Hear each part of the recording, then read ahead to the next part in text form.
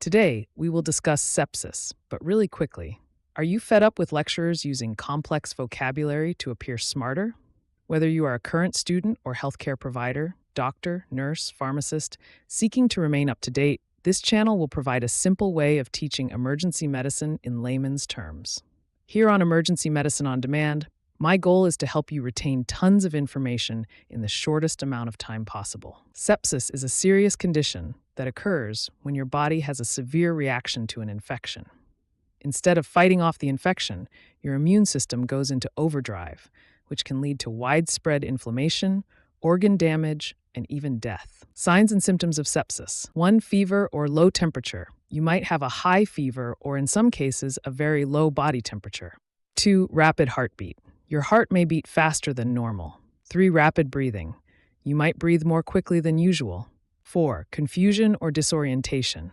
You could feel confused or have difficulty thinking clearly. 5. Extreme discomfort. You might feel extremely weak or uncomfortable. 6. Cold or clammy skin. Your skin may feel cool or sweaty. What to do? If you suspect you or someone else might have sepsis, it's important to seek medical help immediately.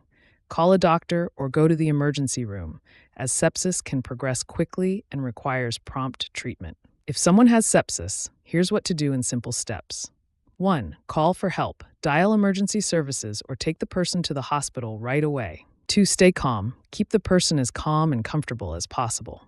3. Monitor symptoms. Check for fever, confusion, or difficulty breathing. 4. Keep them warm. If they feel cold, cover them with a blanket. 5. Do not give food or drink.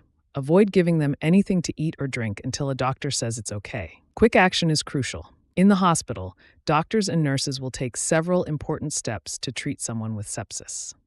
1. IV fluids. They will give fluids through an IV to keep the person hydrated and support their blood pressure.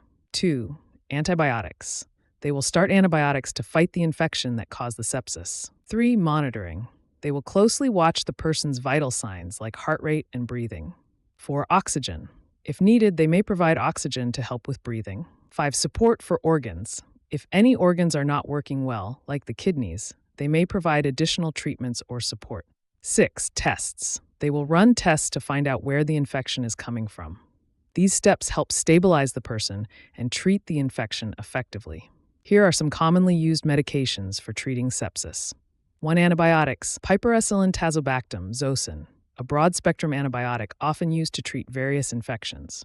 Ceftriaxone, Rocephin, another broad-spectrum antibiotic effective against many bacteria. Meropenem, Merem, a carbapenem antibiotic used for severe infections, particularly resistant bacteria. Vancomycin, used to treat infections caused by gram-positive bacteria, including MRSA. 2. Vasopressors, if blood pressure is low. Norepinephrine, often the first choice to help raise blood pressure. Dopamine, sometimes used for blood pressure support. 3. Fluids, normal saline or lactated Ringer's solution, IV fluids that help maintain blood volume and pressure. These medications are typically given in a hospital setting and tailored to the specific needs of the patient. Certain people are more likely to get sepsis. Here are some groups at increased risk. 1. Older adults. People aged 65 and older often have weaker immune systems. 2. Young children. Babies and young kids can be more vulnerable to infections.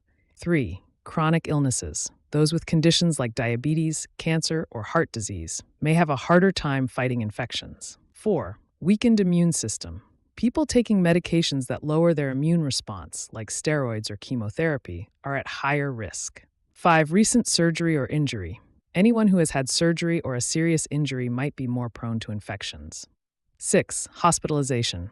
Being in the hospital, especially in intensive care, can increase the risk due to exposure to infections. These factors can make it easier for infections to develop and lead to sepsis.